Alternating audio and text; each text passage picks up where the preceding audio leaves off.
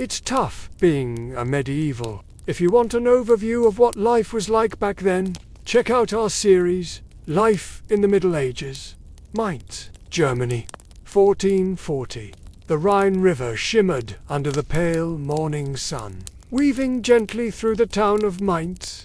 Traders called out from their stalls, horses clopped across cobblestone, and above it all, the cathedral bells rang, marking the hour of Mass. In the shadow of these ancient stones, people bustled about their business, discussing politics, religion, trade routes, new fashions, gossip, just living their lives. A young boy ran ahead of his mother, dodging feet and baskets. His name was Franz. He wasn't any older than 12. He wanted to be a printer. At least, that's what he told everyone when they asked what he wanted to be when he grew up. And for his part, his father didn't discourage him, though he did occasionally long for his son to grow out of this phase. For Franz's father, Jost, was a well-to-do goldsmith in a prosperous corner of the city. And while he liked his son, there was only one thing he knew for sure.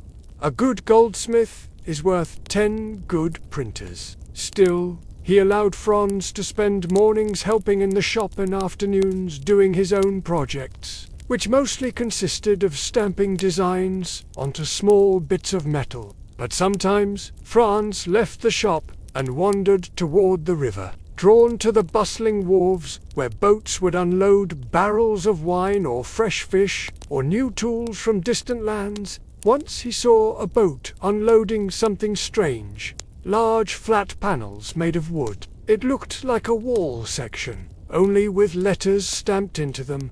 And those letters, they moved. He watched, entranced, as a worker lifted a panel with one hand and turned it over to reveal the next one. Then he saw the person holding the first panel again, and the letters had already printed another page, and then he understood. These weren't magic letters. They were movable. The boy watched the workers take the panels apart and put them back together, each one printing a different page, a different story. He wanted to know everything about this moving marvel. How could he get closer? As a kid, he thought the best way to learn anything was to see how it was done.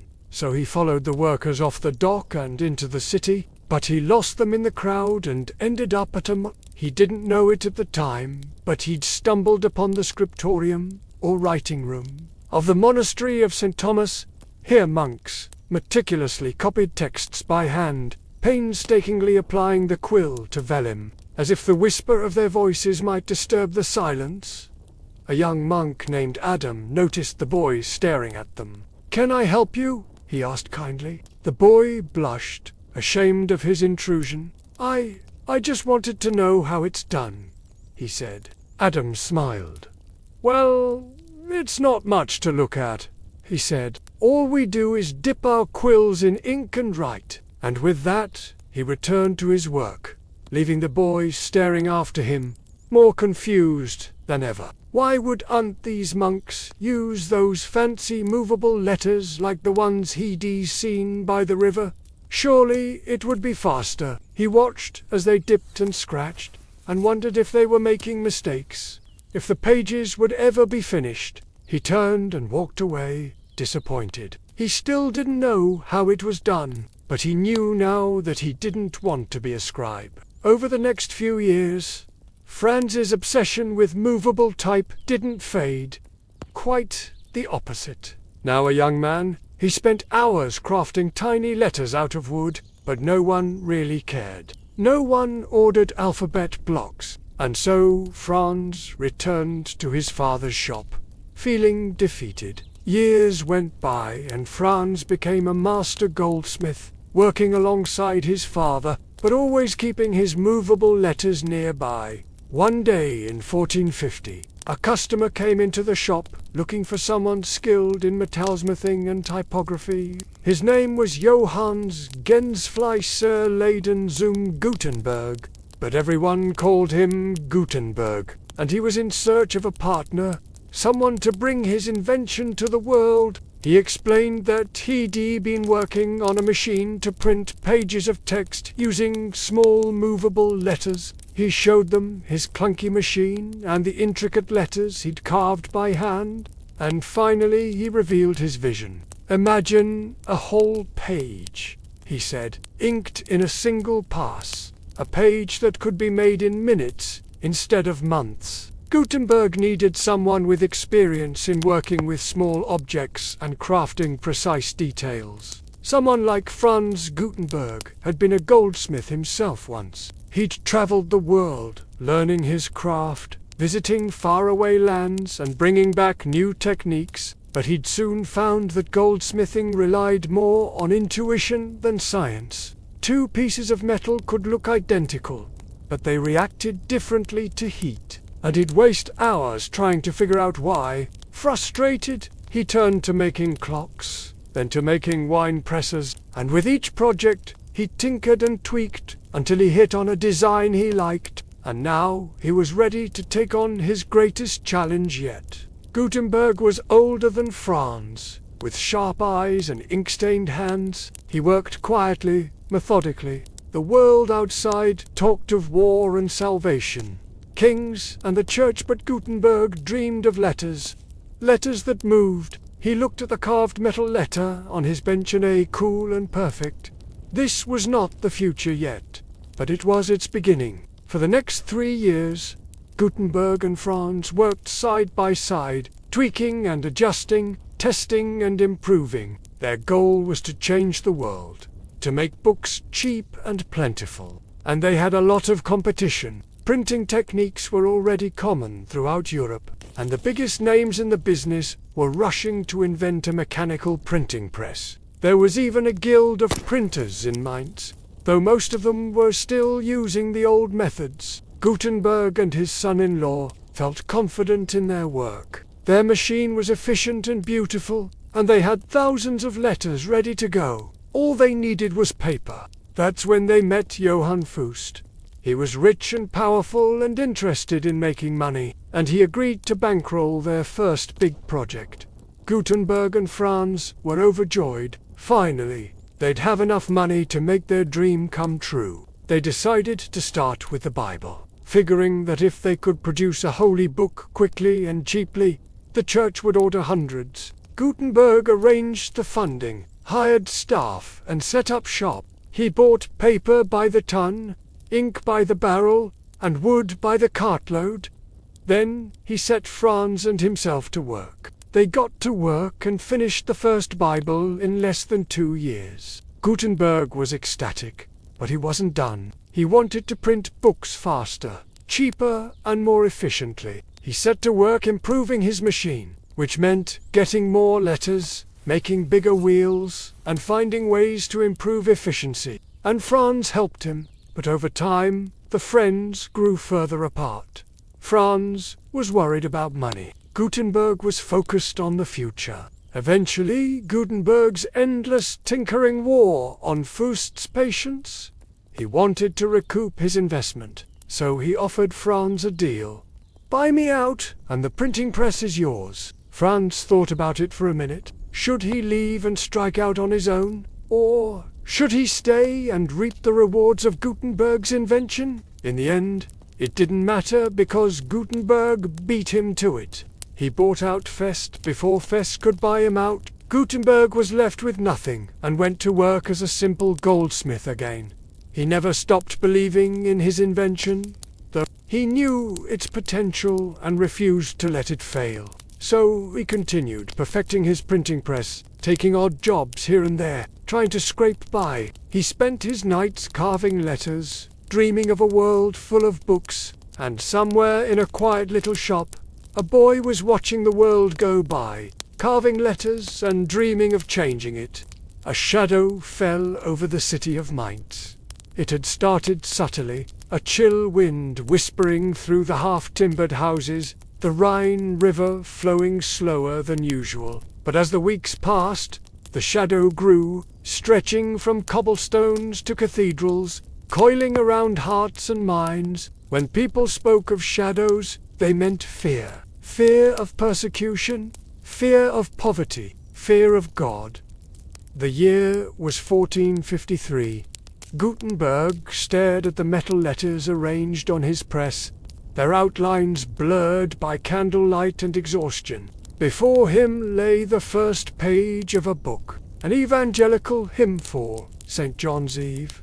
Below, nestled in a velvet bag, sat a ball of twine, inked with black. It was a simple knot, but for Johannes Gutenberg, it held infinite possibilities. Each letter was a tiny revolution. He ran his finger along the raised surfaces, feeling the weight of each word, the balance of each line. His hands, gnarled and strong, trembled ever so slightly.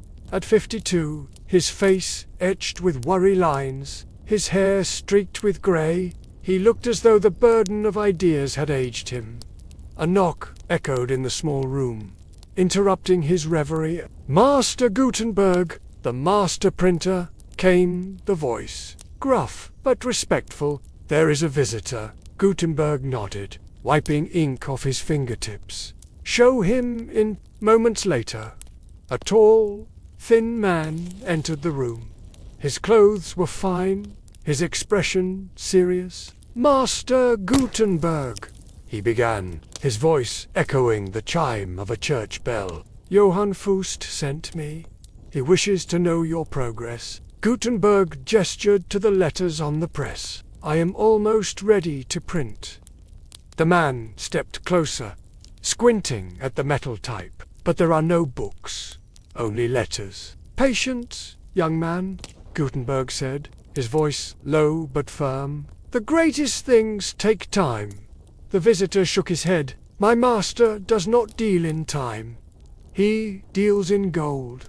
And you have squandered both." He paused, studying Gutenberg. "Perhaps my master would accept a demonstration. A single sheet, a single page." "Done," Gutenberg replied, meeting the man's gaze. "Then show me the finest parchment you have, the thickest, smoothest, most unblemished." The visitor hesitated, surprised by Gutenberg's confidence. "As you wish." He reached into his sleeve and pulled out a heavy sheet, laying it on the table. As Gutenberg inspected it, the visitor explained, "This is the best our shop has." Gutenberg nodded, tracing a line with his thumb. "So be it." Then, as if possessed, he began to work. Quickly, efficiently, he inked the press, locked the letters in place, pulled on a lever. The visitor watched, mesmerized as the press creaked and groaned, forcing ink onto paper. Finally, with a sigh of relief, Gutenberg pulled away the handle. On the table lay a single sheet, bearing the words of the evangelical hymn. The visitor stared at it, unable to speak. After a moment, he rose abruptly. "I must go," he said, his voice betraying his shock. Gutenberg nodded, already reaching for another sheet. "Tell your master," he called out, "that when he demands perfection, he shall receive it." The visitor disappeared into the night. Gutenberg returned to his work, oblivious to the storm brewing outside. The visitor dashed through the rain-slick streets, dodging pedestrians and splashing through puddles. Soon, he stood before Faust in his parlor, breathlessly recounting what he had seen. Faust sat calmly, sipping wine, his gaze fixed on the flickering hearth. "Interesting," he finally said, his voice betraying nothing. "Very interesting." As the visitor spoke, Faust had been calculating, weighing potential profits against risks, measuring public reaction against financial losses. He knew that Gutenberg had created something extraordinary, something that could shake the foundations of their society, something that could make him a fortune or cost him everything. And as he sat there in the warm glow of his parlor, Faust decided which path he wanted to take. One by one, sheets emerged from the press, crisp and clean, bearing the imprint of Gutenberg's creation. Words danced across the pages, perfectly aligned, identical to each other. This was not the meticulous script of a scribe, nor the haphazard scrawl of a citizen. This was the product of a machine, cold, hard, and precise. Gutenberg laid the final sheet on the table, completing the first 42-line page. A profound silence filled the room, broken only by the crackle of the hearth. Then Fust broke the silence, his voice betraying none of the turmoil within. "We need more. Show me the rest." Gutenberg hesitated, his hand hovering over the next set of letters. "Are you certain these texts are sacred?" "Do not lecture me on sanctity," Fust snapped. "I have more gold than you have books. Now bring me the rest." Reluctantly, Gutenberg began arranging the next letters, setting the press, pulling the lever, and as each sheet emerged, Fust's face tightened. The texts he had requested were not hymns or prayers, but the works of a philosopher, someone whose ideas had been deemed dangerous by the church. Even in the flickering lamplight, Fust could see the words clearly, and suddenly he understood why Gutenberg had been so adamant about secrecy, why he had resisted Fust's demands for more, better, faster. Gutenberg had not just created a printing press. He had opened Pandora's box. He had unleashed a force that could not be contained by gold, by the church, by the empire. With every sheet that poured out of the press, Gutenberg's shadow grew, stretching beyond the confines of the workshop,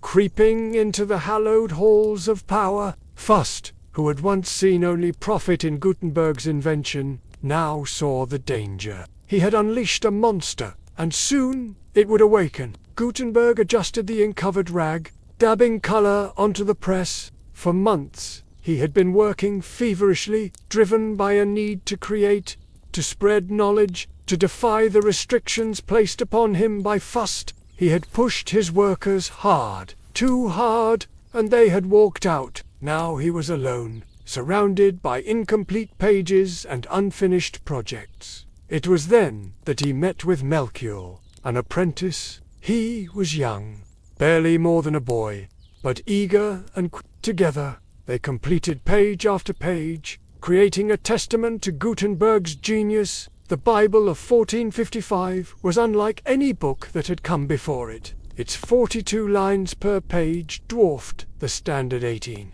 Its pages were crisp, uniform, resistant to and most remarkably, it was produced not by monks with trembling hands and quills, but by machines. The first edition contained 180 pages and was printed entirely in black ink. With each completed page, Gutenberg's spirits rose, but his situation grew more precarious. He owed Fust money.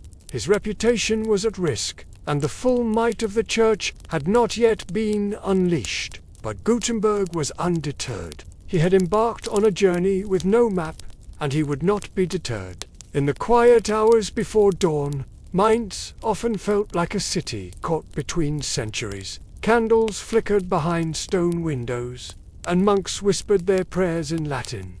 It was a town of scriptures, ruled by the authority of the Holy Roman Empire and the looming influence of the Catholic Church. Knowledge belonged to parchment, and parchment to money. But change was afoot, a silent revolution that threatened to shatter the old order. Gutenberg had dared to dream of a world where knowledge was not hoarded, where ideas flowed freely, where progress marched steadily forward. And as the sun rose over the rooftops of Mainz, casting long shadows on the cobblestones below, he knew that his shadow had grown. It stretched from his humble workshop to the heart of the city, reaching out to touch the lives of everyone who craved knowledge, who yearned for progress, who dreamed of a better world. From ancient Greece to medieval Germany, no one could escape their whims. People called them gods, or more commonly, demons. To the rich, they were servants. To the poor, they were curses. But everyone wanted a piece of them. They were scribes. Scribe was a job like any other. Put one hand on the quill and the other on the parchment. Copy the text before you. Keep your hand steady, your eye sharp. But that was just it. It was like any other job, except it wasn't. Because every word was written by hand, every book was unique. A small mistake would not just cost you money, it could end your life. make a wrong mark in a decree, and the taxmen might drag you out to the gallows. Get a letter wrong in a papal bull, and a holy tribunal might send you to the pyre. Scribes were both artists and accountants, poets and politicians, priests and propagandists.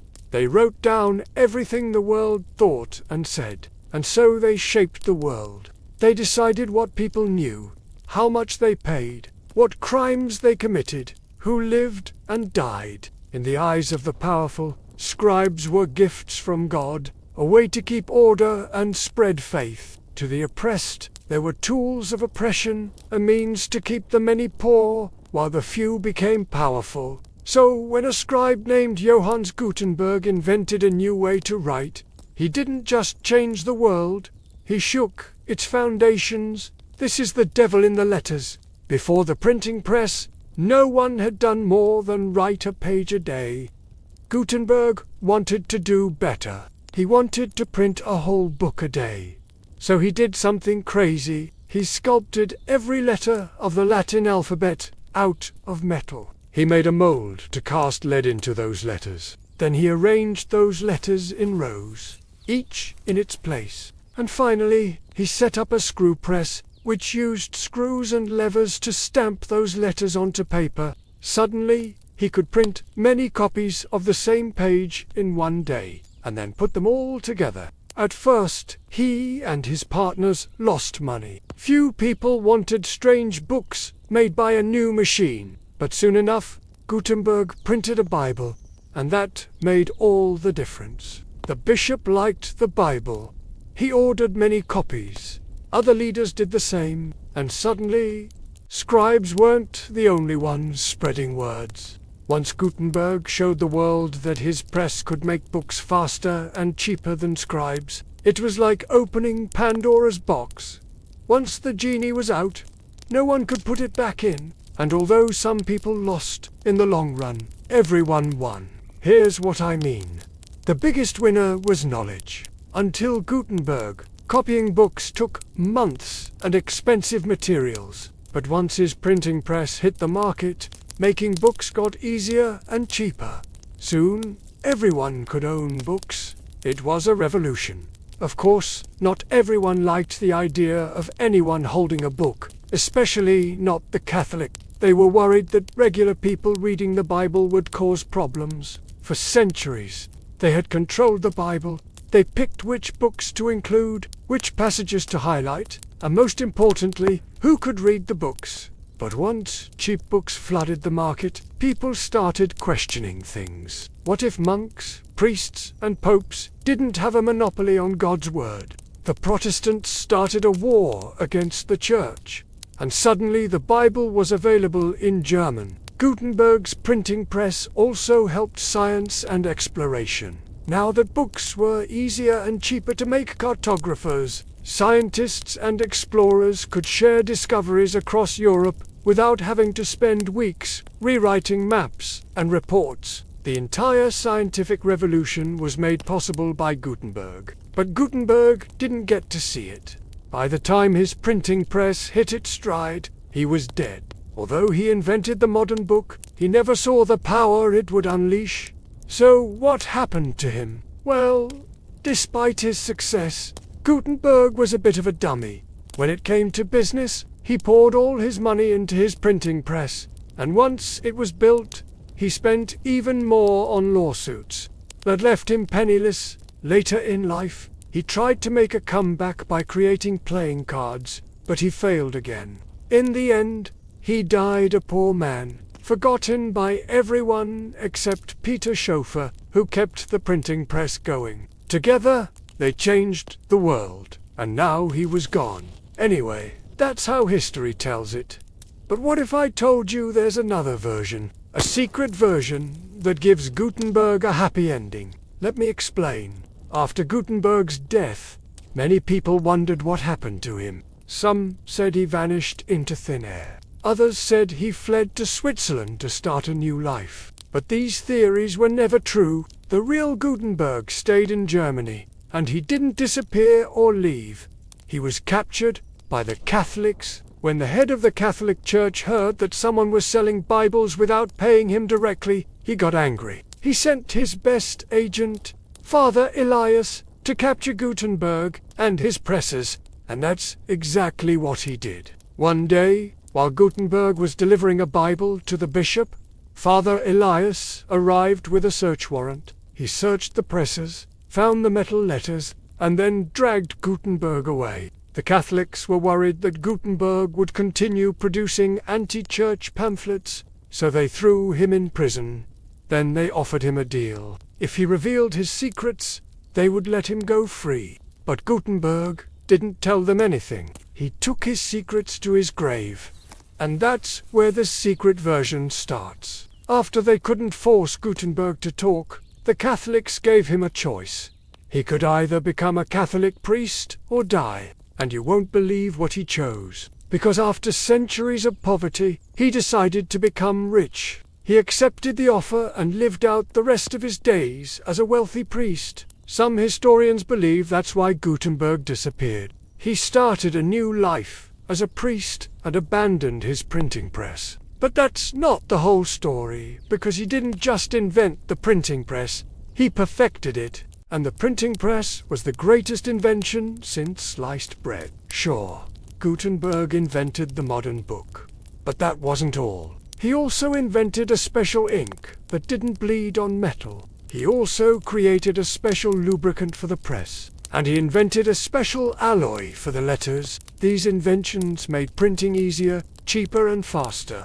And that's why printing spread like wildfire. The printing press was so profitable that other inventors improved upon it. Soon, they were printing 100 pages a day.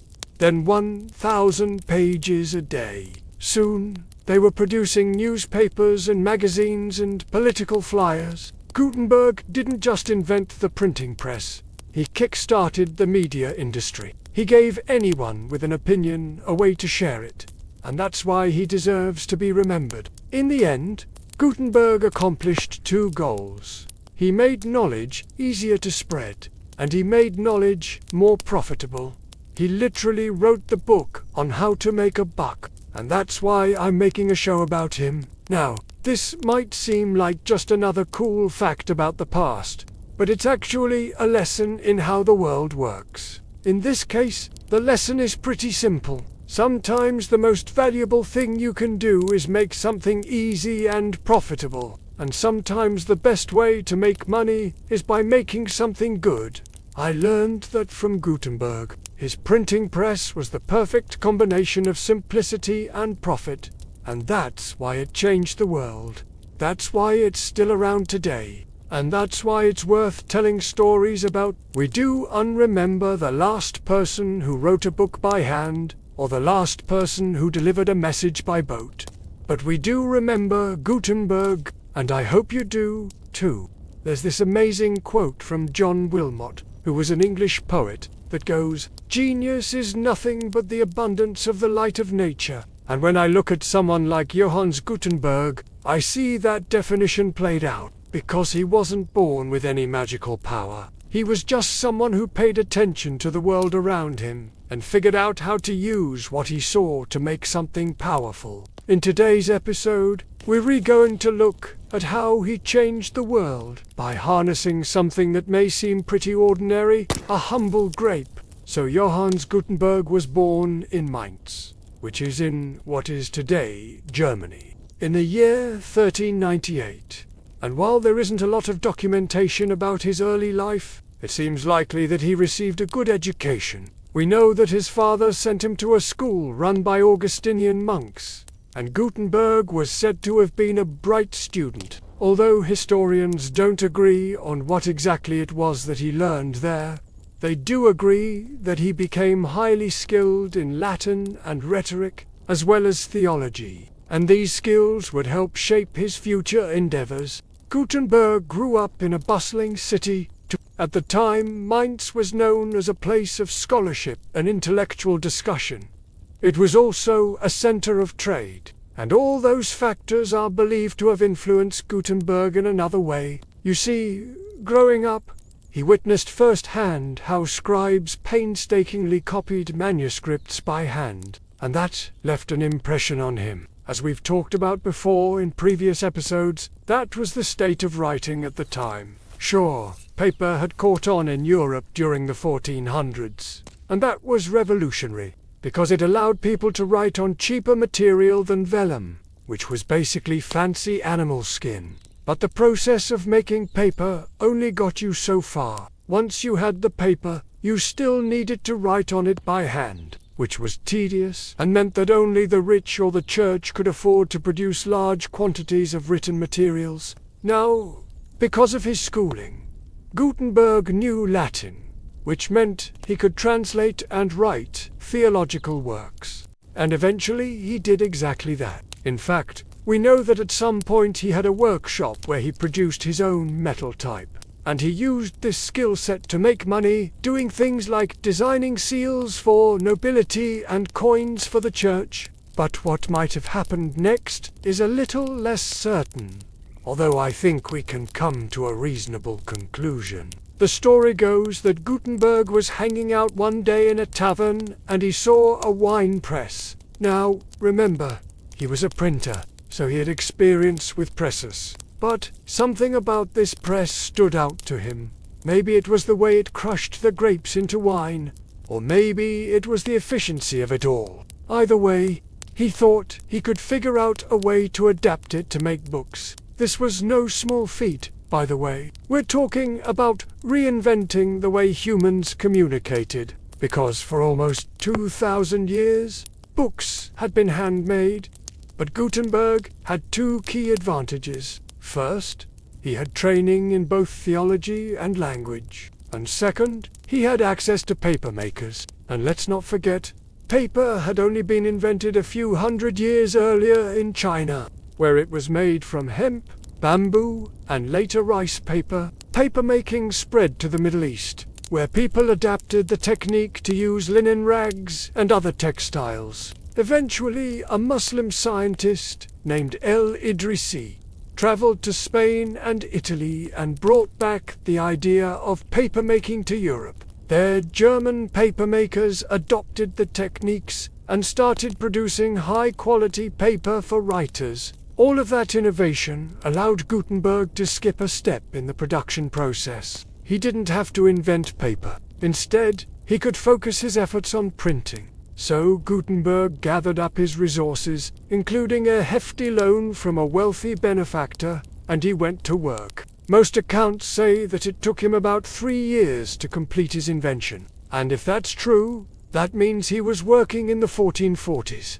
And what he came up with was a combination. Mechanical marvel. See, Gutenberg's press worked kind of like a regular printing press. Except instead of using carved wooden blocks to stamp pages, he developed movable type. What this meant was that instead of having to carve out the letters for every page, he could arrange them, after he cast each letter individually in metal. Then when he was done arranging them, he put a blank sheet of paper over the top and pressed down. Of course, this is a gross simplification of what actually happened, because Gutenberg also invented things like the printing press, the ink pad, and the composing stick. Also, he had to develop tools to cut and measure the type.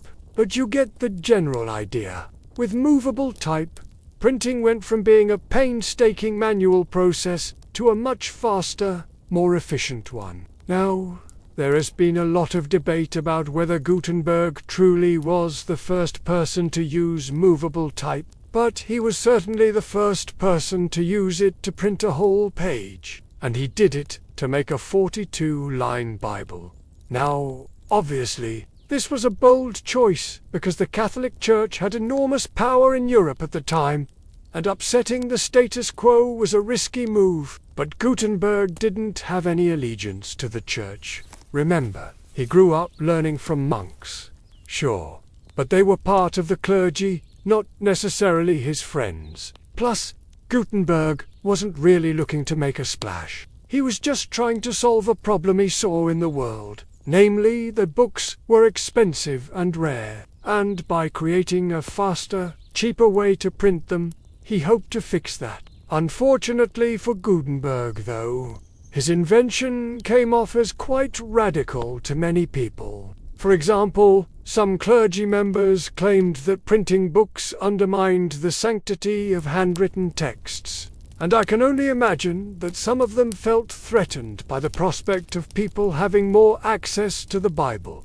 Regardless, Gutenberg had taken a big risk, and now he was facing the consequences. See, when his Bible was finished, he partnered with a local bishop to produce and sell the books. But as soon as they started distributing the Bibles, they attracted the attention of church officials, and after an investigation, they decided that Gutenberg had committed heresy. The reason? Well, apparently he had produced books with flawed translations and deliberately excluded parts of the scriptures. Of course, this was a ridiculous charge. The reality was that the church was worried about the implications of Gutenberg's invention, and instead of addressing those concerns, they chose to throw him in jail. Now, there's a bit of a gap in the historical record here, so I'm going to have to fill in some blanks. Apparently, Gutenberg was released from jail and spent the rest of his life working as a goldsmith, although he kept his printing press. In fact, he used it to produce the famous 42-line Bible. Over the course of his life, he was awarded a noble title and commissioned to produce several jobs by the church and the government. And he also trained several apprentices. One of them was a guy named William Caxton, who became one of Gutenberg's closest students. However, Gutenberg was never able to escape the stigma associated with being labeled a heretic. He died, believing that people considered him a failure. And to be honest, most people did, until centuries later when people realized the impact that he had on the world. See, Gutenberg's printing press helped kickstart the Renaissance. And that's important to remember, because the Renaissance was one of the biggest turning points in history. During the Renaissance, there was a renewed interest in ancient Greek and Roman art and literature. And thanks to Gutenberg, people could read the classics in their native languages. The printing press also helped pave the way for the Reformation, since Martin Luther's ideas spread throughout Europe in pamphlets that were printed on Gutenberg's machines. Basically, his inventions contributed to the shift from medieval thinking to modern thinking, and that alone makes him one of the most influential people ever. Hi everyone, I hope you enjoyed this episode. If you did, I have a favor to ask. Please leave us a review on a platform. It helps boost our ranking and allows us to keep making these videos. On another platform, we post bonus content like bloopers and peeks behind the scenes. So if you'd like to join us there, please visit our page. I'll see you next time.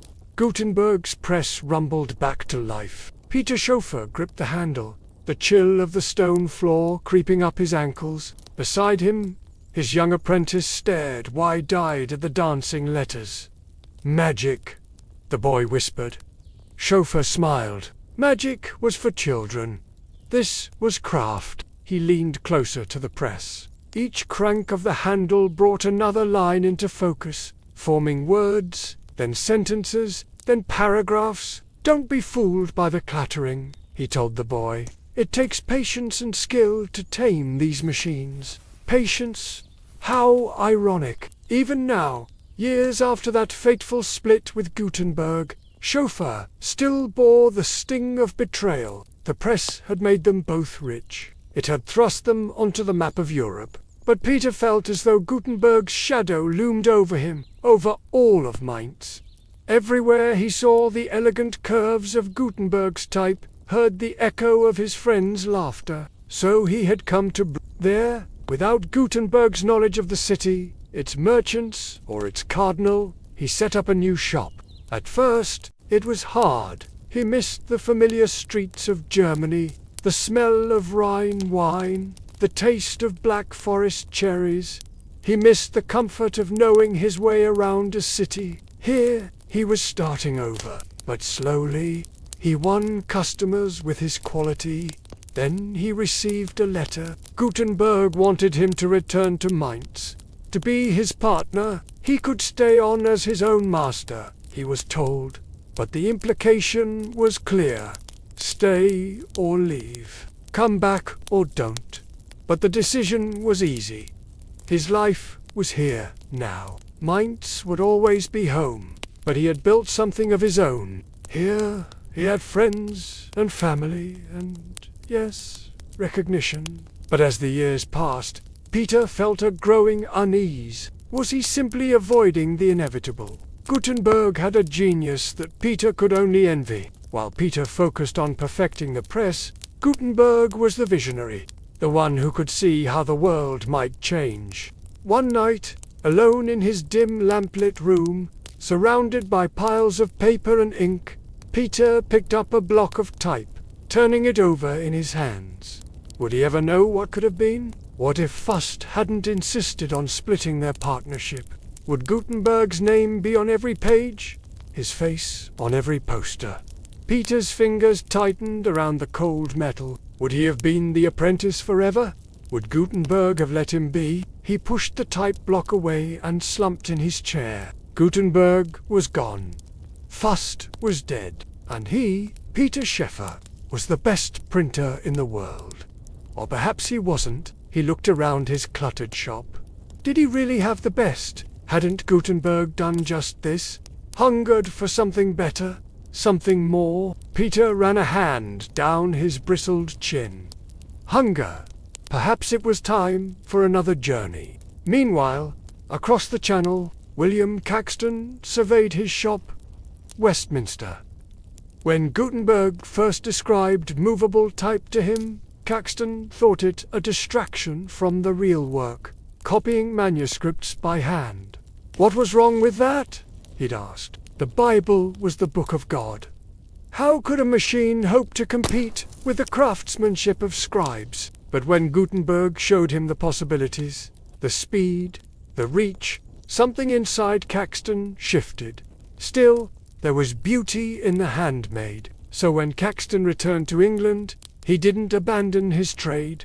Instead, he combined the two. First, he took an old abbey, the one where Henry VIII had once been crowned, and established an official royal printing house. Their skilled scribes would write and illuminate the first few pages of a book. Then, using his new printing press, Caxton would reproduce the text, breaking the work into pages, pulling the sheets, one by one, off the press until the book was complete. He created books that were both swift and sumptuous, cheap and exquisite.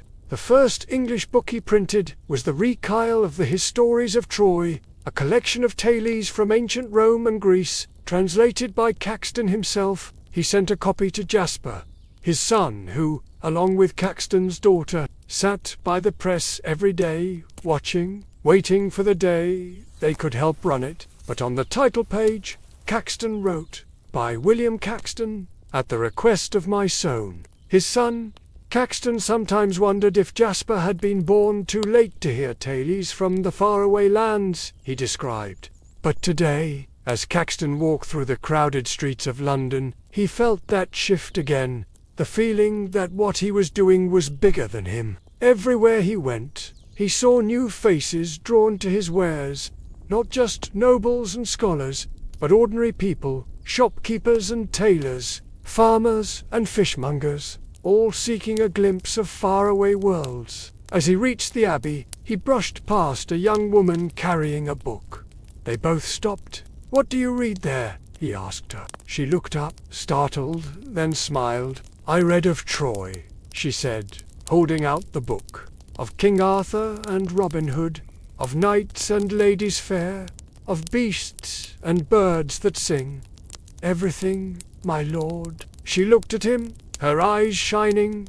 "Everything," Caxton smiled. "Let the French have their grand cathedrals," he thought, "and the Italians their paintings, and the Germans their beer. England had stories, and those stories would conquer all." Across the Holy Roman Empire, a monk scraped ink from a stone slab, muttering curses under his breath. Johannes Gutenberg paced his garden, twisting the ends of weeds between his fingers. The scent of crushed leaves mingled with the reek of stale urine and chamber pots. He had fled to this Benedictine abbey for peace, for quiet, for inspiration. But inspiration was elusive. Sometimes, in the stillness of night, he woke up choking on thoughts of unfinished projects. His old body cramped at the memory of muscles straining over hot metal, of hammering type and pulling sheets. He felt as if he had been bitten by the same bug that drove monks to transcribe Bibles for years, that drove printers to cast thousands of characters, that drove scientists to ponder the secrets of the universe. Why did some men seek answers in the sky when they could find them in the simple act of creation? Gutenberg picked up a smooth river stone, turning it over in his palm. There were answers in everything, in the rise and fall of the tide, in the shape of a leaf, in the curve of a letter. The trick was seeing them. He had seen answers in type. All he needed was another miracle. A miracle! The very word echoed the turmoil in his soul. In Latin, it meant something to be wondered at. To be wondered at, that was what he wanted. For people to look at his press and gasp. He walked to the edge of the garden, past rose bushes and pear trees and a pair of doves, cooing in the corner. Doves. They were symbols of peace, of the Virgin Mary, of the Holy Spirit. Doves. He could make a press that reproduced images. It wouldn't be easy, but he had a plan. He would design each letter form so that when the block was inked and pressed against rough paper, it would make an impression. Reverse. An engraved image. His hands trembled. He ran back to his room, ignoring the call of dinner bells. He tore apart books, scattering text and illustrations across the floor. No one else had done this. No one else had thought of it. He worked into the night, chiseling, hammering, casting. He slept little, ate less. He poured everything into his new invention, the printing press. As dawn broke, he emerged from his room to the sound of birds. A small crowd gathered outside the abbey, drawn by the din of hammer on stone. As the gate opened, they gasped. Gutenberg stepped forward, holding a Bible, the first ever printed with pictures, the first ever printed in the vernacular. The villagers shuffled closer, pressing against each other, reaching for the book. Gutenberg raised it higher. "Look," he said. Their faces, etched with dirt and grime and sweat, reflected the light of the morning sun. A dozen candles, a dozen suns. They looked at the pictures. They read the words. Some wept, others laughed, but all were silent. In the days that followed, Gutenberg traveled the countryside, showing off his miracle press. He printed broadsides, announcing the birth of Christ, playing cards, posters for traveling players, even playing dice. Wherever he went, people gathered. Sometimes they were curious, sometimes skeptical, sometimes wary, but always they were intrigued. Once he pulled a sheet from the press, the crowd surged forward. People fought to get close, to touch the damp paper. They asked questions about the process, about the types, about the press. And Gutenberg, the shy monk-turned-printer, found himself enjoying the attention. Maybe this was the answer, he thought. Maybe the purpose of his press was to stir wonder. After all, he had only wanted to improve the missile. But then, one day, a rider arrived at the abbey, bearing a letter sealed with the coat of arms of the Holy Roman Emperor. Inside, Gutenberg's blood ran cold. Fust was demanding the return of the press, threatening legal action. Gutenberg crumpled the letter, anger and betrayal twisting inside him. He had fled to the abbey to escape all of that. Suddenly, he realized the road ahead was clear. Why wait for Fust? Why ask permission? He thanked the abbot for his hospitality, packed his belongings, and set out to find his own miracle. As the sun dipped below the horizon, casting long shadows over the town of Mainz, Johannes Gutenberg sat alone in his shop, the scent of ink and lead heavy in the air. Outside, The rhythmic clang of the hammer rang through the cobblestone streets, a testament to the bustling life of the city. But inside Gutenberg's shop, a profound silence hung in the air, broken only by the scratching of his quill on parchment. Gutenberg was not just a craftsman or a simple printer. He was a man possessed by a vision, a revolutionary idea that would change the world forever. For weeks, he had been working tirelessly, driven by an obsessive focus that blurred the lines between night and day. He had poured his heart, soul, and every ounce of his being into his magnum opus, a project so audacious that it seemed almost impossible. His breakthrough came when he stumbled upon an ancient Greek book in a musty monastery library,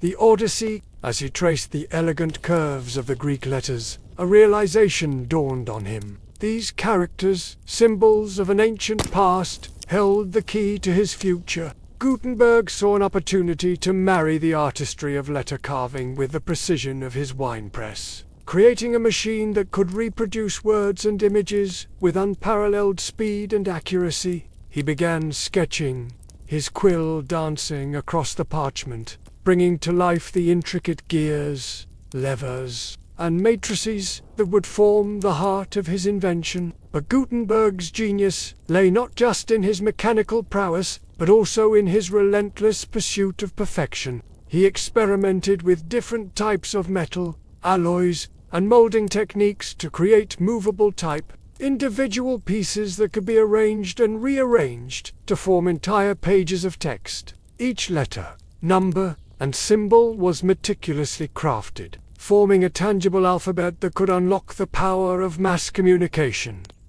However, his path was not without obstacles. Skepticism hung heavy in the air, a constant reminder of the challenges that lay ahead. Some dismissed his idea as a fool's errand, while others saw it as a threat to the established order. But Gutenberg pressed on, fueled by an unwavering determination to succeed. Then came the moment of truth, the first test of his invention. With trembling hands, he arranged the movable type, carefully aligning each letter to form the words that would become the first of his groundbreaking printing press. As the press creaked and groaned, pushing the inked letters onto the rough textured paper, Gutenberg felt a surge of triumph mixed with disbelief. Before his eyes was the tangible evidence of his genius, the first printed page. News of Gutenberg's invention spread like wildfire through the quaint streets of Mainz, attracting the attention of the curious and the skeptical alike. Soon, people from all walks of life gathered outside his shop, eager to witness the magic firsthand. One of those captivated onlookers was Peter Schoeffer. Intrigued by the rumors surrounding Gutenberg's invention, Schoeffer decided to pay a visit to the printer's shop. As he stood there watching the printing press in action, his eyes widened in amazement. He saw not just a mechanical marvel, but a glimpse into a future where knowledge and information could be disseminated like never before. In that moment, Schoeffer made a pivotal decision. He would abandon his flourishing goldsmithing business and join Gutenberg on this groundbreaking journey. Together, they fine-tuned the printing press, each contributing their unique skills and expertise to make it even more efficient and accurate. Gutenberg, with his visionary ideas, and Schoeffer, with his meticulous attention to detail, formed a formidable team. Their collaboration resulted in the production of some of the earliest masterpieces of the printing press, including the famed 42-line Bible. This monumental work, with its stunning illustrations and impeccable typography, became a testament to the power and precision of their improved printing press. As the Bible rolled off the press, the realization of its historical significance hit them both like a wave. They had created something truly extraordinary, a tangible representation of their genius that would stand the test of time. However, the true impact of their invention would not be fully realized for years to come. At first, the printing press was met with a mixture of fascination and fear. Some saw it as a threat to traditional ways of producing books, while others marveled at its potential to spread knowledge and ideas. Despite the mixed reactions, Gutenberg and Schaeffer pressed on, driven by their belief in the transformative power of the printing press. They continued to refine their techniques, experimenting with different inks, papers, and printing methods to produce a wider range of materials. From religious texts to scientific treatises, they tackled a variety of subjects, each one a step closer to unlocking the full potential of their invention. But as the printing press gained popularity, so did the need for secrecy. In a world where knowledge was power, there were those who would exploit Gutenberg's invention for their own gain. To protect their groundbreaking process and maintain their competitive edge, Gutenberg and Schaeffer implemented strict measures to keep their techniques and innovations hidden from prying eyes. They surrounded their workshop with high walls, guarding it against snoopers and spies. Only a select few were allowed inside, sworn to secrecy and dedicated to the advancement of the printing press. Even then, whispers of their success leaked out, tantalizing outsiders with glimpses of the amazing work being done within the workshop's confines. Meanwhile, the impact of the printing press reverberated throughout Europe, catching the attention of influential figures who recognized its immense potential. Rulers and scholars alike began seeking out Gutenberg and Schaeffer, eager to acquire their services or uncover the secrets of their craft. The printers found themselves at the center of a web of intrigue, balancing their desire for secrecy with the growing demand for their printed materials. For example, when the Archbishop of Troyes approached them with an offer to showcase their printing press at an upcoming fair, Gutenberg and Schaeffer had to weigh the risks and benefits of revealing even a fraction of their groundbreaking process. On one hand, it was an opportunity to demonstrate their skills and potentially earn substantial profits. On the other hand, they knew that any exposure could lead to imitation or worse, the theft of their ideas. After careful consideration and with meticulous planning, they decided to accept the Archbishop's offer. However, they agreed to present a carefully curated version of their printing press, one that would impress and intrigue the audience while still concealing the most critical aspects of their technique. On the day of the fair, crowds gathered around the printing press, mesmerized by its inner workings. Gutenberg and Schaeffer orchestrated a captivating display, showcasing the press's speed, precision, and versatility. Yet at every turn, they skillfully deflected attempts to pry deeper into its secrets. The audience, left with a sense of awe and mystery, could only imagine the full extent of the printing press's capabilities. Back in Gutenberg's shop, the aroma of fresh ink mingled with the soft glow of oil lamps, casting long shadows on the walls. Around a table sat four individuals engaged in a lively discussion, their voices echoing in the dimly lit room. Among them was Johannes Fust, a wealthy moneylender who recognized the financial potential of Gutenberg's printing press. Fust listened intently as Gutenberg passionately described his latest innovation, his eyes gleaming with excitement. Fust, ever the pragmatist, saw the commercial opportunities that lay ahead. He envisioned a world where books and printed materials could be produced quickly and cheaply, opening up new markets and possibilities. As Gutenberg spoke, Fust's mind raced, calculating the potential returns on investment and strategizing about how to maximize their partnership. He saw the printing press not just as a technological marvel, but as a gateway to untold wealth. However, Fust was not the only one intrigued by Gutenberg's invention. Around the table sat Konrad Bauer, a skilled craftsman with an eye for detail, and Peter Schoeffer, a master printer whose expertise was invaluable. Together, they formed a remarkable quartet, united by their curiosity and potential contributions to Gutenberg's groundbreaking work. As the evening wore on, the conversation grew more animated, bouncing back and forth between technical discussions financial projections, and creative brainstorming. Each man brought his unique perspective to the table, shaping the course of Gutenberg's printing press and ultimately changing the course of history. In the world of the 15th century, access to knowledge was often restricted, limited to those who could afford expensive hand-copied manuscripts or had the privilege of attending a university. The printing press shattered these barriers, democratizing access to information and empowering individuals like Allard and I. A young apprentice, eager to learn, found himself drawn to the printing press like a moth to a flame. With wide-eyed wonder, he watched as the machine churned out pages of text, each one a testament to Gutenberg's genius. As Allard assisted in the printing process, his hands guided by the experienced printers, he realized that this invention had the power to transform lives. Meanwhile, a curious and independent-minded woman yearned for knowledge that went beyond the confines of her privileged upbringing. She had heard rumors of the printing press and its ability to disseminate information like wildfire, driven by an insatiable thirst for learning, and sought out Gutenberg's shop, where she befriended Allard.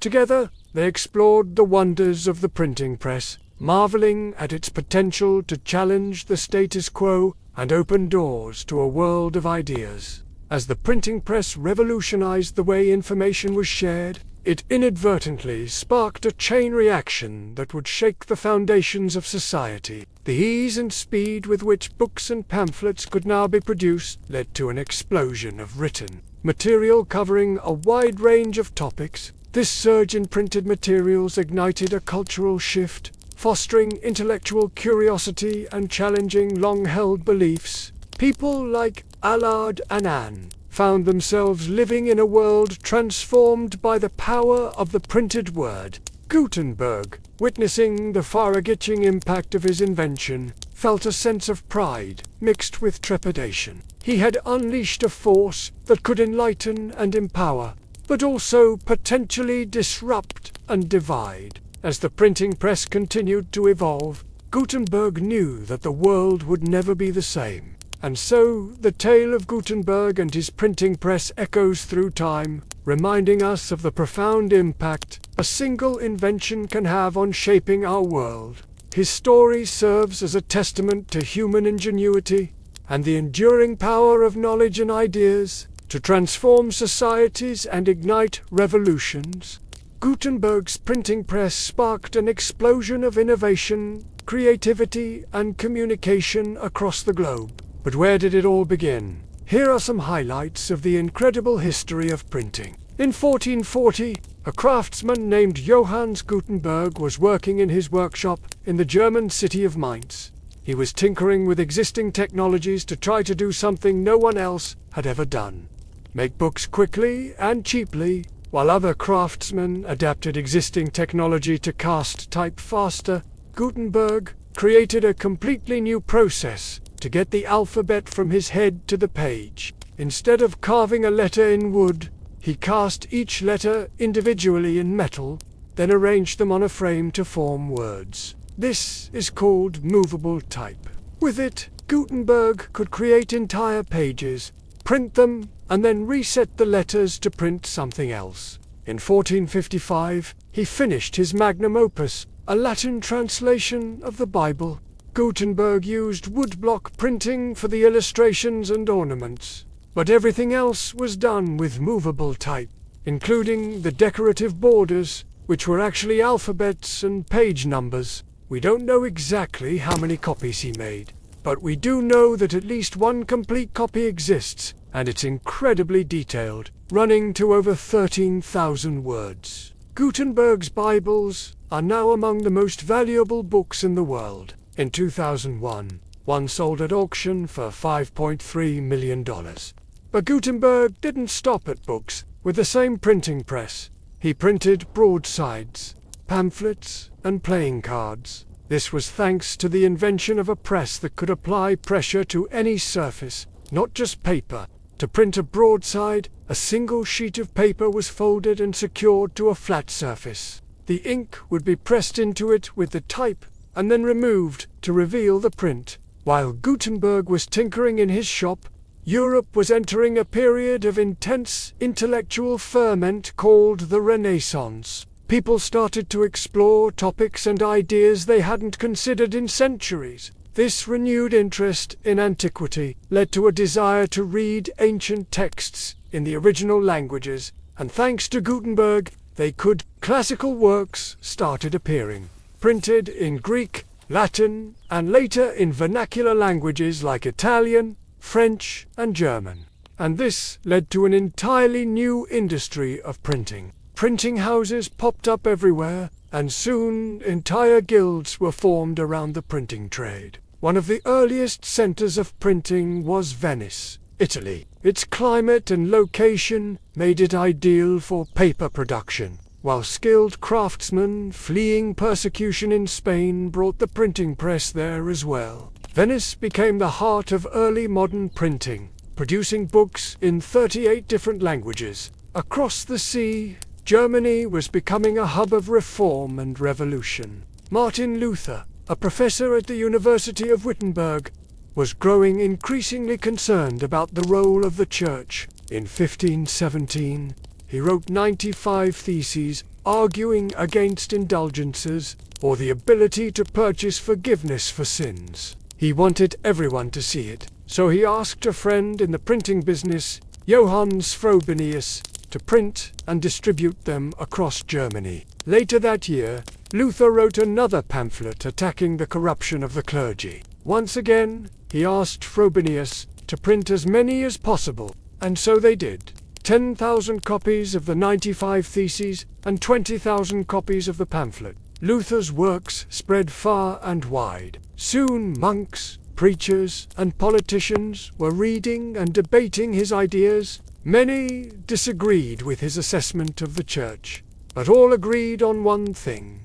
The printing press had changed the course of history. In 1534, an unknown author penned a series of tracts detailing the fall of man, the corruption of the Church, and the road to salvation. They were controversial, to say the least, but the impact they would have was immeasurable. Thanks to the printing press, Martin Luther's ideas spread like wildfire. The circulation of the institutes of the Christian religion made Protestantism unstoppable. Other reformers, like John Calvin, took up the call. In Switzerland, he wrote another seminal work, The Institutes of the Christian Religion, and again, thanks to the printing press, it reached readers across Europe. In 1555, the fire crackled in the town square of Oxford in the year 1555, and smoke curled upward like a prayer never answered. A crowd had gathered in silence, not for celebration, but for punishment. Two men, bound to wooden stakes, stood surrounded by bundles of dry straw. Their names were Hugh Latimer and Nicholas Ridley, bishops and reformers who had preached the gospel not by tradition, but by the printed word. Their crime, spreading Protestant literature without the Queen's blessing. A guard approached, torch in hand. Latimer turned to Ridley and said, in a clear voice, "Be of good comfort, Master Ridley, and play the man. We shall this day light such a candle, by God's grace, in England, as I trust shall never be put out."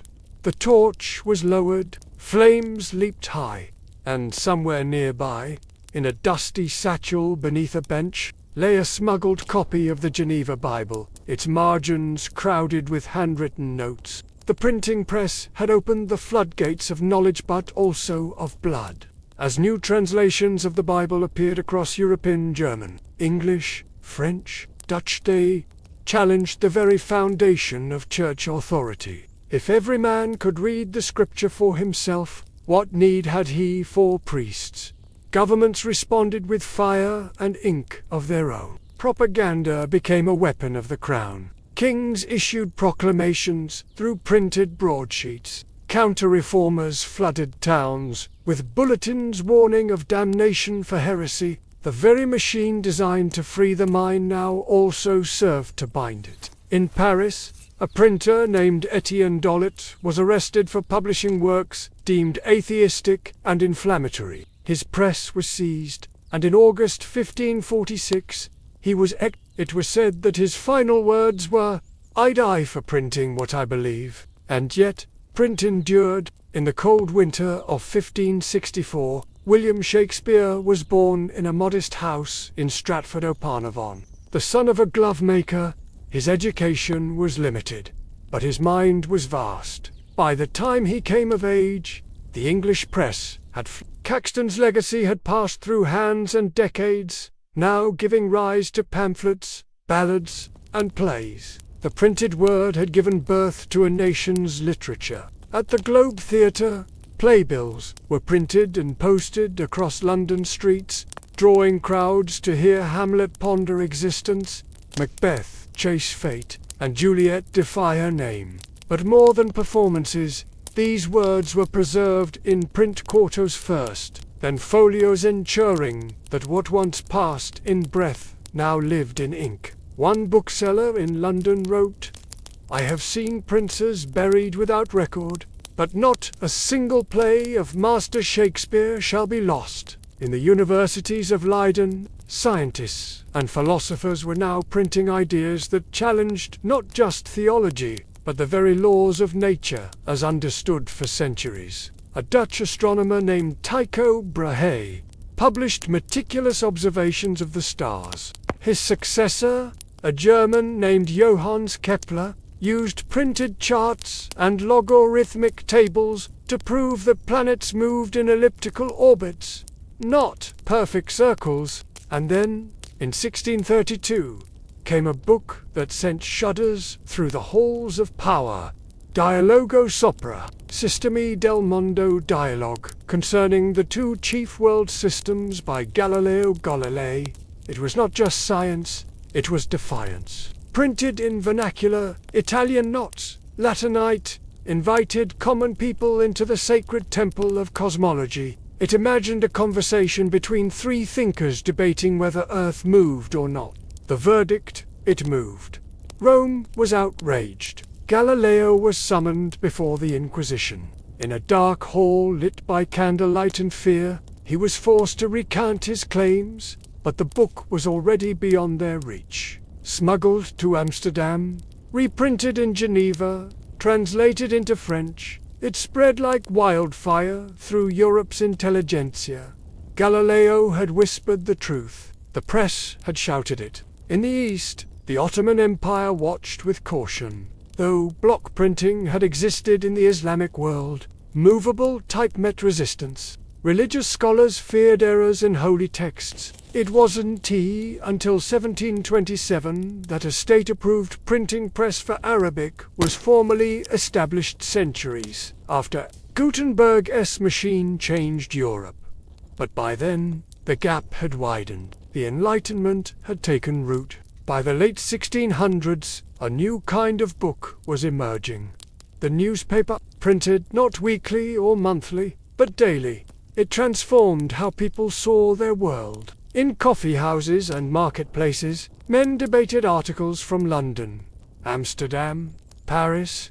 They read of wars in Flanders, plagues in Naples, new machines in Holland. No longer was knowledge delivered from a pulpit, it came from a press, still wet with ink. In 1690, public occurrences both foreign and domestic. The first multi-page newspaper in America was published in Boston. It was swiftly shut down by the colonial governor. But others followed. The press had crossed the ocean, and with it, a new idea. Liberty through information. Back in Mainz, the old cathedral had crumbled partially from neglect and war, but inside a locked drawer in the bishop's library lay a strange artifact. A page from the original Gutenberg Bible. Fragile, holy. A visiting scholar from Holland stared at it in awe. "This," he whispered, "was the spark." The bishop, now old and half-blind, nodded. He was a madman, Gutenberg. But even madmen sometimes light the way. And there you have it. A look at how the printing press changed the world. So, how do you think the printing press changed the world? Let us know your thoughts, and remember to stay tuned. Gutenberg changed the world. But what did he invent? How did Gutenberg's invention change history? And how does it affect us today? Let's go back in time and find out. The year was 1776. The streets of Philadelphia were alive with a restless murmur of change. Inside a modest print shop tucked between a tailor and a tavern, a man with spectacles and ink-stained hands leaned over a hand press. Benjamin Franklin, printer, philosopher, inventor, diplomat, was correcting proofs for a pamphlet that would soon ignite the world. On the press was Common Sense, written by Thomas Paine. It was simple. It was fiery. It was printed in thousands. And it was meant not for kings, but for farmers, blacksmiths, widows, and soldiers. No Latin, no florid prose, just blunt, urgent English that said what many were thinking, but dared not say aloud. These are the times that try men's souls. The printing press had given birth to reform. Now, it gave birth to revolution. Paine's pamphlet sold over 100,000 copies in its first year, an unheard of number in a fledgling colony. It reached every colony and crossed the Atlantic. No pulpit could match its volume. No army could unprint its words. Franklin, watching the pages dry, knew that what Gutenberg began had not ended with the Reformation. It had merely evolved. In London, officials grimaced as new reports arrived from the colonies, not from generals, but from printers. The penny press was cheaper and faster than ever before. Anyone with a few coins could buy the truth, or at least a version of it. Printing, one lord declared in Parliament, has become the drum of rebellion. He was not wrong. Across Europe and the Americas, the idea of freedom was now associated with one object: a printed page. In France, a printer named Jean-Paul Marat ran his press from a cellar in Paris, publishing his radical paper L'Ami du Peuple, the friend of the people. His words stoked the fires of the French Revolution, and his pages, passed hand to hand, did more damage to the monarchy than any blade. The guillotine, it was said, followed the press. And yet, even amid the blood and fear, libraries expanded. People were reading more and questioning more than ever before. Back in Germany, in the town of Mainz, the people finally honored their forgotten son. In 1786, more than 3 centuries after Gutenberg's death, the city erected a bronze statue of Johannes Gutenberg. It stood in the town square, surrounded by booksellers and scholars. On its base were engraved the words, "To the man who gave the people a voice." Visitors came from across Europe to see it. Printers left tokens at its feet: metal letters, broken type blocks, scraps of paper inked with phrases of hope or defiance. The statue faced west, toward the sea, as if watching the words it birthed cross continents and centuries. In the newly formed United States, newspapers became the pulse of democracy. In Boston, the Massachusetts Spy printed essays on liberty. In New York, the Federalist Papers were serialized in the Independent Journal, arguing for a new constitution. And in Virginia, a young printer taught slaves to read with discarded religious tracts. Illegal, dangerous, but undeniable. Books had become weapons of literacy, law, and liberation. Gutenberg had never imagined this. And yet, he had enabled it all. As the Industrial Revolution took hold in the 1800s, so too did the next great leap in printing.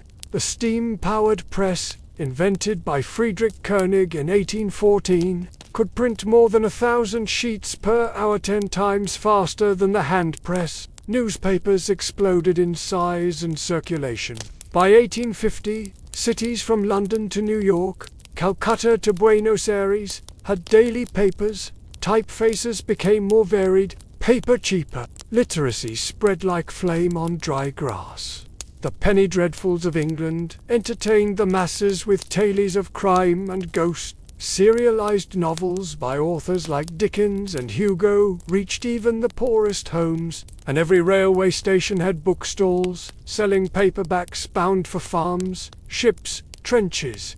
It was no longer the age of a book, it was the age of books for all. And yet, as print became widespread, so too did control. Governments began using the press for propaganda, political factions purchased newspapers, printing became a battleground of ideas, some noble, some dangerous. The words of Karl Marx, printed in pamphlets across Europe, inspired revolutions and repression. The works of Darwin, printed in London, set fire to science and religion alike. And newspapers, once trusted, began to polarize entire nations. The press had no allegiance to virtue or visit served whoever controlled the ink, and that Gutenberg would have understood. In the quiet town of Mainz, in the Gutenberg Museum established in 1900, a curator lit a single candle each year on February 3rd, Gutenberg's presumed birthday. Visitors from around the world walked among replicas of the press,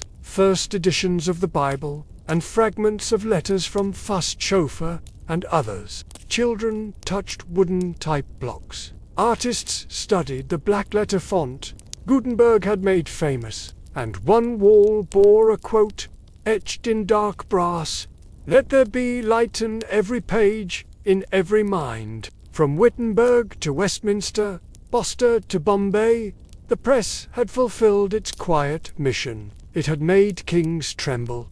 It had raised nations. It had made the silence of the past into the voices of the future.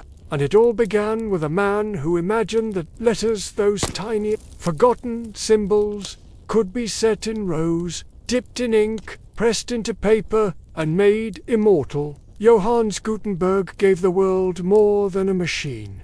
He gave it memory.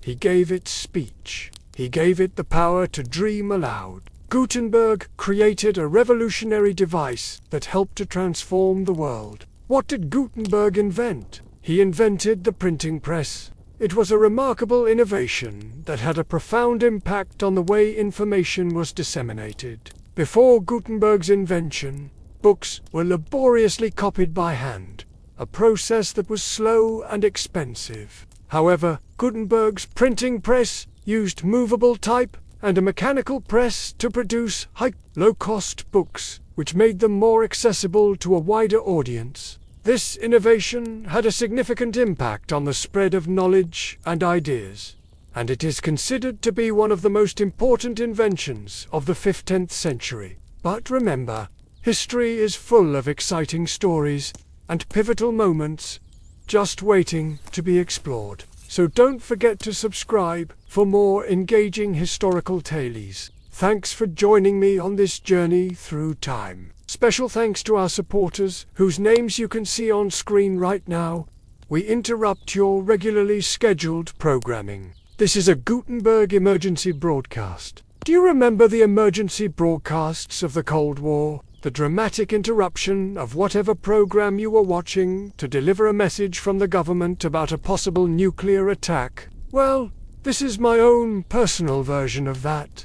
This is not a drill. You may now proceed to watch this video about Gutenberg. Gutenberg. So the year is 1440, and Johann Gutenberg is a metalworker in the city of Mainz. He's famous, and he's about to change the world. Of course, he has no idea he's about to change the world. But hey, that's what we're here for. Gutenberg is looking for a new project, and he comes up with the idea of printing, which is nothing like the printing that was done until this point. Because Gutenberg has invented movable type, which means instead of having to carve a letter into a block of wood each time you want to print something, you can have individual pieces of metal that you move around to make words and sentences. With this new process, Gutenberg will go on to produce the Gutenberg Bible, which is not only the first major book to be printed in Europe with movable type, but also happens to be one of the most beautiful books ever made. And Gutenberg will sell the printing press to anyone who wants to buy one, ensuring that his invention spreads like wildfire. And just like that, everything changes. Okay, so maybe that was a bit of an exaggeration. The printing press did not single-handedly cause the Renaissance, the Reformation, the scientific revolution, the age of exploration, and the Enlightenment. Those things were happening before Gutenberg invented the printing press, and would probably continue to happen, even if Gutenberg didn't invent the printing press. However, the printing press certainly helped speed along those processes, and arguably would not have been possible without the printing press. So, let's see how the printing press affected the world in the next 500 years. The 20th century arrived not with a whisper, but with the roar of machines, smoke and revolution, and through it all, the printing press endured quieter, now perhaps yet more powerful than ever. In a Berlin cafe in 1922, a young man named Eric, a typesetter by trade and poet by passion, read aloud from a folded newspaper. His voice trembled with both fear and fascination. Inflation surges again, the mark falls. Gutenberg is gone, but the printing press lives on. By the dawn of the 21st century, the world stood on the edge of transformation yet again. The printing press, once the marvel of mechanical innovation, now shared its kingdom with servers, screens, and satellites.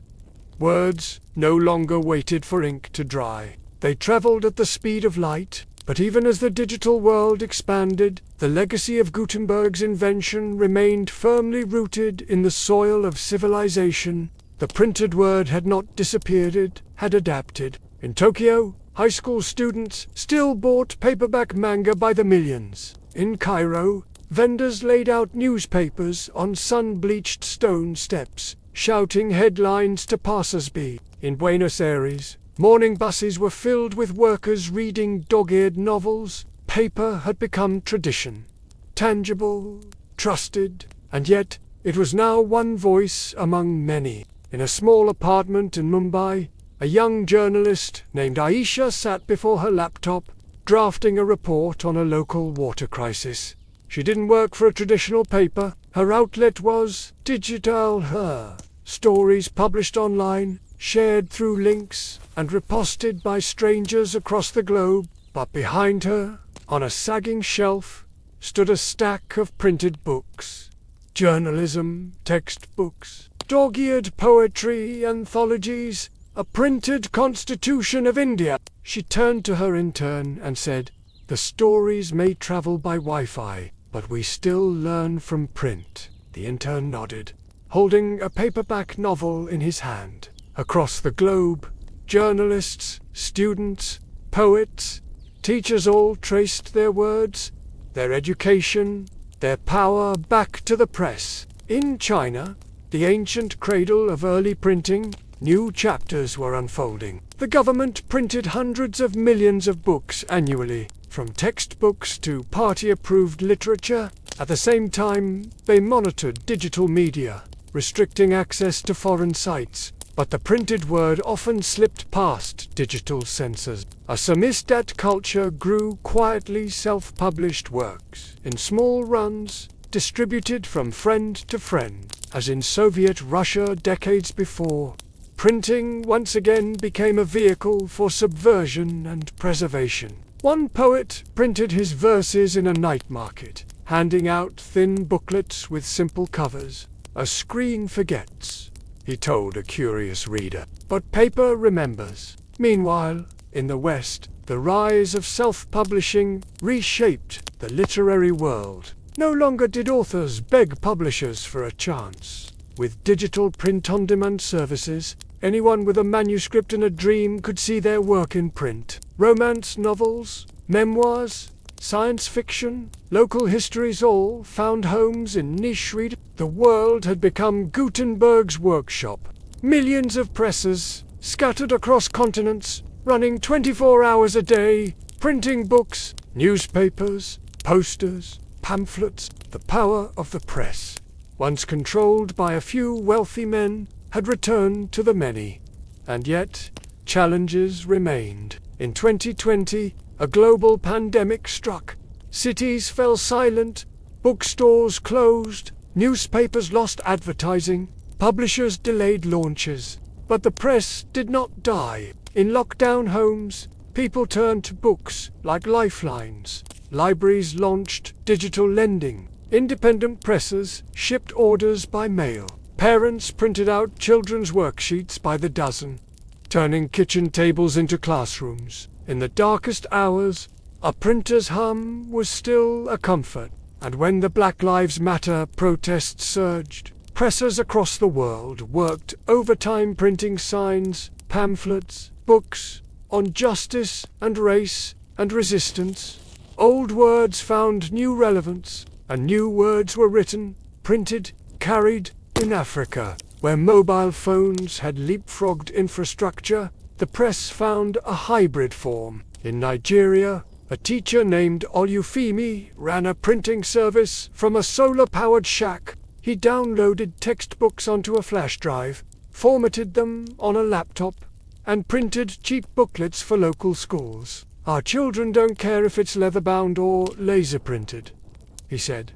"They care that it exists." In remote Tanzania, a health worker printed COVID-19 flyers in Swahili from a hand-cranked press, carried across the plains by motorcycle. Even in a digital age, paper still reached where pixels could not. Back in Mainz, in 2024, the Gutenberg Museum opened a new wing, the digital press. It featured timelines showing the evolution from metal type to from Gutenberg's ink pots to modern coding languages. One exhibit let visitors type a message and print it on a replica 15th century press, then send it as a digital image to a friend's phone. From Gutenberg to Google, the guide smiled. It's all the same journey. A plaque at the entrance asked, "What is a press, if not the people's voice made permanent?" And now, as the 21st century deepens, the legacy of the printing press continues, less visible perhaps, but no less profound. Every newspaper still draws its DNA from Gutenberg's movable type. Every child's school book, every hospital chart, every scientific journal, every paperback on a dusty shelf all bear his fingerprints. The press, once made of wood and iron, now lives in algorithms and laser jets, but its mission is unchanged: to spread knowledge, to challenge silence, to give memory a body and thought a voice, from scribe to screen, from whisper to world, from Gutenberg to now. The story continues. If there's one thing we love more than talking about the printing press, it's talking about the incredible people who make our channel possible. We've got a team of historians who comb through centuries worth of texts and artifacts to bring you the best stories about the past. Then our writers craft those stories into compelling scripts that get you excited about history. Our artists breathe life into the past by creating custom illustrations that transport you to other times and places. Our animators take those illustrations and add a touch of magic, making history come alive right before your eyes. And finally, there are the voices that bring it all together. Our talented actors who give historical figures and stories the sound of their time. But we're not just a bunch of creative types. We also have a team of educators who make sure that everything we produce is accurate and engaging. We believe that everyone should have access to quality historical content, and we work hard to make that happen. And none of this would be possible without the support of our patron. They're the ones who help us make history come alive. So if you want to be a part of the fun, join our community of patrons today. And now, a quick note from our creators. We know that we couldn't do any of this without you. Our viewers, you're the ones who watch our videos and give us feedback, who share our content and help us reach new audiences. We're so grateful for your support, and we wait to bring you more exciting historical content in the future. So thank you from the bottom of our hearts, and don't forget to stay tuned for new episodes every week. Let's keep exploring history together. A writer is alone in his study. Outside, The city bustles. People go about their daily lives, bustling toward trains, riding elevators, making small talk over coffee. But the writer doesn't know any of this. He's completely absorbed in his work. Finally, after weeks of labor, he finishes his book. With trembling hands, he pulls open the window, opens his mouth, and yells, "I am the greatest writer who has ever lived." Nobody hears him. The writer steps back. Then, suddenly, as if a switch has been thrown, the room fills with flashing cameras and cheers erupt. A dozen reporters crowd into the room and thrust microphones in his face. The writer smiles broadly and accepts the congratulations. How does a great book become a bestseller? Through hard work, focus, talent, and good luck. Sometimes there is also something else. A gimmick, for example. Some books come out at just the right time and readers can't put them down. The author's life becomes a media circus. Bookstores can't keep the books in stock and Hollywood is circling. At least, that's how it happens most of the time. But today we're going to look at an exceptional case. Imagine you are one of the best writers alive, but nobody knows it. Imagine working tirelessly, pouring your heart and soul into writing books, and getting nothing in return, except disappointment. Now imagine living in a time when the written word is considered something sacred, almost magical, yet you cannot access the power of writing. Today we will introduce you to a man who spent years in the shadows working on a revolutionary technique, perfecting it, and then passing it on to the world without ever knowing how influential his creation would become. Are you curious to know more? Let's go back to the beginning and take a closer look at how he accomplished this feat. In the 15th century, being a skilled craftsman was a respectable profession.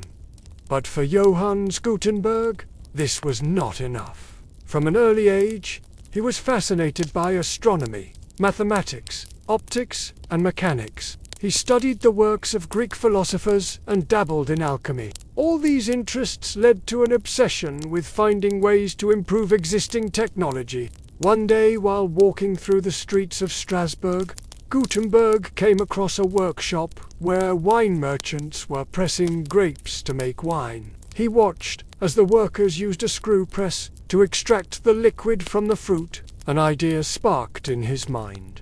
Could this same principle be applied to printing? Gutenberg gathered some old scraps of wood and began experimenting. After weeks of hard work, he created a system of movable type made of wood. His first project was to print a copy of a Latin book called the Bible. He assembled his equipment in a large room near the city center. This space would later become known as Gutenberg's workshop. Over the next 3 years, Gutenberg perfected his printing process and produced a small number of copies of the Bible. These Bibles, known as the Gutenberg Bible, were a masterpiece. They featured black letter fonts and were beautifully designed, representing the pinnacle of Gutenberg's craftsmanship. Although Gutenberg's invention had many advantages, it was not without limitations. For instance, he did not use a press to apply pressure to the ink on the paper. Instead, he relied on a manually operated screw press. Additionally, he did not invent the printing press entirely from scratch. Rather, he adapted an existing technology. Nevertheless, Gutenberg's contributions were significant. He improved upon the existing technology and introduced several innovations. One of his most important inventions was the concept of movable type. This innovation allowed him to arrange the letters and symbols on his printing plates in different combinations, making it possible to print a variety of materials, including books, broadsides, and playing cards. His printing techniques were so advanced that he was able to produce books with fine details and complex illustrations. In addition, Gutenberg introduced oil-based ink, which was superior to the water-based ink used by his predecessors. This ink was easier to apply and dried faster, which increased the efficiency of the printing process. Gutenberg kept his invention secret for fear that others would steal his ideas or find ways to improve upon them. He was reluctant to share his techniques, even with his closest colleagues and friends. However, in 1455, he decided to reveal his invention to the world by producing a copy of a popular Latin text called the Gutenberg Bible. This decision marked a turning point in history and ushered in a new era of communication and knowledge sharing. After Gutenberg unveiled his printing press, its impact on society was immediate and profound. Books became more widely available, leading to increased literacy rates and a greater dissemination of knowledge. The printing press also played a significant role in the Protestant Reformation, allowing reformers to spread their ideas more easily and challenging the authority of the Catholic Church. Furthermore, the printing press helped to standardize languages and promote cultural exchange. As books and other printed materials became more common, people began to use language more consistently, which led to the development of dictionaries and grammars. Additionally, the printing press facilitated the exchange of ideas between cultures, promoting a greater understanding of different perspectives and fostering international cooperation. Despite its many benefits, the printing press also had its drawbacks. Some people feared that the widespread availability of printed materials would lead to the spread of false information and propaganda. Additionally, the printing press had a significant impact on the job market, as many people lost their jobs to machines. Nevertheless, the printing press's positive effects on society outweighed its negative aspects, and it remains one of the most important inventions in history. Gutenberg may not have received widespread recognition during his lifetime, but his invention left an indelible mark on the world. The printing press revolutionized the way we communicate, share knowledge, and express ourselves. Without Gutenberg's innovation, our world would be vastly different. He truly was a genius who changed the course of history. So what happened to him? When his partners began selling his invention, Gutenberg wanted to expand his business and establish printing presses throughout Europe. Unfortunately, he faced resistance from church officials who were concerned about the potential impact of printing on society. Additionally, Gutenberg's partners began to exploit his invention for their own gain, which caused him to become increasingly isolated. Frustrated and disillusioned, Gutenberg abandoned his plans for expansion and retreated to his workshop. He continued experimenting with printing techniques and made significant improvements to his craft. However, he kept his work secret, fearing that others would steal his ideas. Gutenberg's reluctance to share his techniques prevented him from achieving greater success and recognition. He died in 1468, leaving behind a legacy of innovation and intrigue. To this day, scholars debate the extent of Gutenberg's genius and the true impact of his invention. Some argue that he was a visionary who single-handedly transformed the world of communication. Others suggest that his invention was the product of a collaborative effort that he downplayed for personal reasons. Regardless of the historical debate surrounding him, one thing is certain: Gutenberg's printing press revolutionized the world and left an enduring legacy that continues to shape our lives today. So why is it important to know about Gutenberg? Johannes Gutenberg was an exceptional individual whose contributions to science and technology have had a profound impact on our world. He was a true innovator who dared to dream big and push the boundaries of what was possible in his time. Despite facing numerous obstacles and setbacks, he remained dedicated to his craft and never gave up on his vision. Gutenberg's story serves as an inspiration to us all, reminding us that with hard work, determination, and a passion for learning, we can achieve extraordinary things. By studying his life and work, we can learn valuable lessons about the power of innovation, the importance of perseverance, and the impact that one person can have on the world. Moreover, Gutenberg's invention of the printing press had a profound impact on the course of human history. It enabled the mass production of books, which led to the spread of knowledge and education, the Protestant Reformation, and the scientific revolution. Without Gutenberg's innovation, our world would be vastly different today. Therefore, it is essential to know about him and appreciate his contributions to our society. So, let us take a moment to honor the memory of this brilliant inventor and the legacy he left behind. Let us also remember that the pursuit of knowledge and innovation is a noble and worthwhile endeavor. And lastly, let us be inspired by Gutenberg's example to pursue our dreams and make a positive impact on the world. Thank you for watching this video. Please don't forget to subscribe to the channel to keep up with our future content. Thanks again and see you soon.